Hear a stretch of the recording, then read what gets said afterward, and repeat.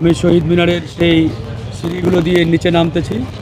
নামার মুহূর্তেই পিছন দিক থেকে 25 থেকে 30 জন সন্ত্রাসী দৌড়ে এসে আমার ব্লেজার ধরে টান দেয় এবং আমাকে ঘিরে ফেলে অতর্কিতভাবে সেখানে তারা আক্রমণ শুরু করে।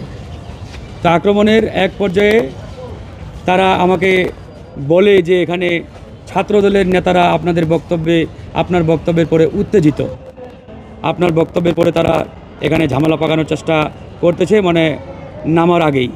তা আমি তখন ওই আয়োজকদের সভাপতি যিনি আমাকে বললেন যে ছাত্রদলের ছেলেরা আপনার বক্তব্যের পরে উত্তেজিত, আমি তাকে জিজ্ঞেস করলাম যে এটা তো বিএনপির বিরুদ্ধে কোনো প্রোগ্রাম না, বিএনপির বিরুদ্ধে কোনো সমাবেশ না, আর এখানে ছাত্রদলই বা কেন আসবে, এটা তো আপনাদের ওই বিপ্লবী পরিষদের সমাবেশ। তো এরকম বলার পরে আমি বললাম ঠিক আছে, তাহলে আমি চলে যাচ্ছি, অসুবিধা নেই, আমি থাকলে যদি আপনাদের প্রোগ্রামে কোনো সমস্যা হয় আমি সেটা চাই না, আপনারা সমাবেশটি কন্টিনিউ করেন। তো এটা বলে আমি সমাবেশস্থল ত্যাগ করে আমি নামবো ওই শহীদ মিনার এর সিঁড়ি দিয়ে। এই নামতে নামতেই তারা পিছন থেকে আমার উপরে অ্যাটাক করে। তো অ্যাটাক করার পরে ওখানে আপনারা সবাই দেখেছেন সেই ভিডিওগুলো। তারা এক পর্যায়ে আমাকে মানে আক্রমণ চালাতে চালাতে ঢাকা বিশ্ববিদ্যালয়ের যে মেডিকেল সেন্টার আছে সেই মেডিকেল সেন্টারের গেট পর্যন্ত আমাকে নিয়ে যায়, সেখানেও তারা আমাকে ছাড়ে নাই। এবং তাদের এই আক্রমণটি বিগত হাসিনার আমলে আমরা 21 বার হামলার শিকার হয়েছি, ঠিক একই কায়দায় তারা এখানে ছাত্র দলও ছিল না, বিএনপিও ছিল না, আর এই বক্তব্য বিএনপির বিরুদ্ধেও না। তো সুতরাং তারা কেন এরকম একটি মানে ধোঁয়াশাপূর্ণ পরিবেশ তৈরি করে আমার উপরে আক্রমণটি চালালেন সেটা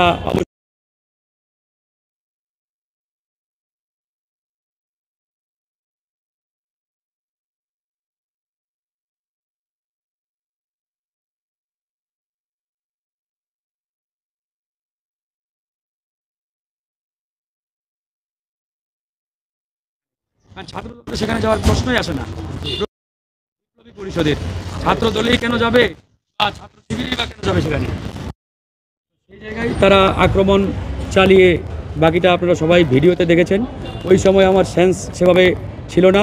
আমার সহযোদ্ধারা এবং উপস্থিত যারা রিক্সা চালকরা ছিলেন ওনারা আমাকে ওই রিক্সায় তুলে পরে পিজি হাসপাতালে নিয়ে আসে।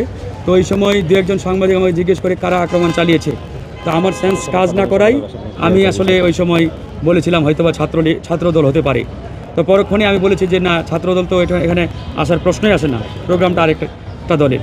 তো যাই এরকম একটা বিভ্রান্তি তারা ইচ্ছাকৃতভাবে তৈরি করছে বিএনপির সাথে আমাদের একটা দূরত্ব তৈরির জন্য, একটা কাউন্টার পরিস্থিতিতে ফেলার জন্য। এরপরে পিজি হাসপাতালে আমরা ভর্তি আছি। আজকে তারা শহীদ স্মৃতি ফাউন্ডেশনের প্রধান নির্বাহী জুলাই স্মৃতি ফাউন্ডেশনের প্রধান নির্বাহী শহীদ স্নিগ্ধকে পাঠিয়েছিল আমার কাছে আপোষ করার জন্য। শহীদ মুগ্ধের ভাই স্নিগ্ধকে পাঠিয়েছিল।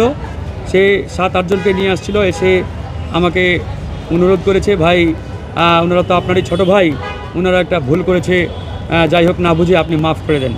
তো আমি তাকে স্পষ্ট করে বললাম তারা যেটা করেছে এটা ভুল না, ভুল হলে আমি 100 বার মাফ করতে রাজি আছি, কিন্তু অপরাধের কোনো মাফ নেই, অপরাধের কোনো ক্ষমা হতে পারে না। তারা যেটি করেছে এটি পরিষ্কারভাবে অপরাধ, এবং এই অপরাধ তারা একটা জায়গায় নয়, শহীদ মিনার থেকে শুরু করে তারা একবারে ওই ঢাকা কি বলে হাসপাতাল আমাদের মেডিকেল সেন্টারের সামনে পর্যন্ত আমাকে তারা আক্রমণ। ভুল না, এটা অপরাধ। এই অপরাধের আমরা কোনোভাবেই মাফ করতে পারি না, মাফ করার কোনো সুযোগ নেই। আমরা অবশ্যই এই সন্ত্রাসী যারা, খুনি যারা, এদের সর্বোচ্চ বিচার চাই। আরেকটি কথা মনে রাখতে হবে, আহত বা শিক্ষার্থী দাবি করছে এরা কেউ আহত কিংবা শিক্ষার্থী নন। আমার উপরে যারা হামলা চালিয়েছে এরা কোন অ্যাঙ্গেল থেকে আহত, দৌড়ে দৌড়ে ছাত্রলীগের সন্ত্রাসীদের মতো আক্রমণ চালাচ্ছে। এবং আমরা এদের ছবি ভিডিও আবার দেখতে পাচ্ছি, আমাদের এই সার্জিস সহ বেশ কয়েকজনের সাথে ছবি ভিডিও, মানে অনেকের সাথে এরা এরকম ভিডিও ফুটেজও ইতিমধ্যে সোশ্যাল মিডিয়ায় আসছে।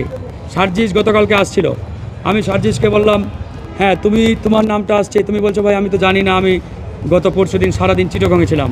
তো ভালো, তুমি ডিএমপির কমিশনারকে ফোন দিয়ে বলো এই হামলাকারীরা তো চিহ্নিত, ভিডিও ফুটেজ ছবি সব মিডিয়ায় আসছে, ওদের গ্রেপ্তার করে রিমান্ডে নিয়ে জিজ্ঞাসাবাদ করতে যে এদের পিছনে কারা আছে, কাদের ইন্ধনে, কাদের প্রেসক্রিপশন এরা বাস্তবায়ন করছে। তো এটা এদের গ্রেপ্তার করে জিজ্ঞাসাবাদ করলেই তো হয়, কিন্তু তারা সেটি করে নাই। এখানে দেখতে পাচ্ছি এই সন্ত্রাসীদের গ্রেপ্তার করতে গড়িমসি করছে। তো এই জায়গায় আমাদের পরিষ্কার কথা, গণ অধিকার পরিষদ বানের জলে ভেসে আসা কোনো রাজনৈতিক দল নয়। হাসিনার আমলে জেল, জুলুম, রিমান্ড সহ্য করে আমরা আজকের এই দল দাঁড় করিয়েছি। এই মুহূর্তে বাংলাদেশের অন্যতম তারুণ্যের শক্তিশালী একটি রাজনৈতিক দল গণ অধিকার পরিষদ। এই গণ অধিকার পরিষদের দিকে কেউ চোখ রাঙিয়ে কথা বলবে আর আমরা চুপ থাকবো, এরকম রক্ত আমাদের শরীরে নেই। আমাদের চোখে কেউ চোখ রাঙিয়ে কথা বললে আমরা সেই চোখ উপড়ে ফেলার শক্তি রাখি ইনশাআল্লাহ। তাই আমাদের স্পষ্ট বক্তব্য, গণ অধিকার পরিষদকে নিয়ে যদি তোমরা এই ধরনের চেষ্টা করো, তারা তো কাপুরুষের মতো পিছন থেকে হামলা করেছে। সামনে দিয়ে আসলে তো আমাদের 5টা ছেলে থাকলে ওদের 50 জনকে ওখানে শায়েস্তা করার জন্য যথেষ্ট ছিল, কিন্তু তারা কাপুরুষের মতো পিছন থেকে অ্যাটাক করছে। তো যাই হোক, এগুলো দমে যাওয়ার পাত্র নয়। আমাদের একটাই কথা, যারা সন্ত্রাসী এদের কোনো পরিচয় নেই, এরা শিক্ষার্থীও না, আহতও না, এরা স্রেফ সন্ত্রাসী। এদেরকে সর্বোচ্চ শাস্তির আওতায় নিয়ে আসতে হবে। ধন্যবাদ।